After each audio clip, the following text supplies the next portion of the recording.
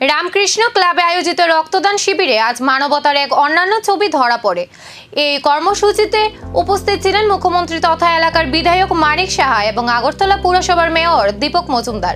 রক্তদানের এই মহতি উদ্যোগে এক তরুণী প্রথমবার রক্তদান বিশেষভাবে নজর কেড়েছে। তার সাহসিকতা ও মানবিক উদ্যোগে অনুপ্রাণিত হন অনেকেই। মুখ্যমন্ত্রী রক্তদানের গুরুত্ব তুলে ধরে বলেন, এটি শুধু সামাজিক দায়িত্ব নয়, মানবতার সর্বোচ্চ প্রকাশ।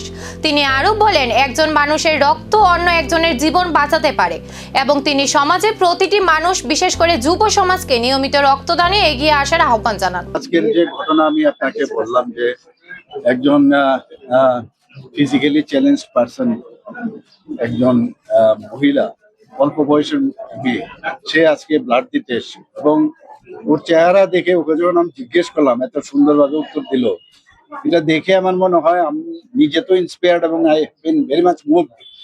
তো সেই জায়গায় দাঁড়িয়ে আমি সমস্ত যারা চ্যালেঞ্জ পারসন, সেটা মেন্টালি হোক, ফিজিক্যালি হোক, বিভিন্নভাবে অনেক চ্যালেঞ্জ পারসন থাকে, তাদেরকে আমি বলবো যে আপনারাও আসতে পারেন।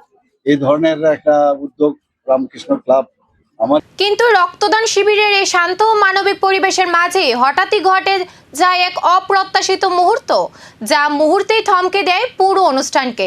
এক তরুণীর প্রথমবার রক্তদানকে ঘিরে তৈরি হয় আবেগের ঢেউ, সেই তখন উপস্থিত অনেকে।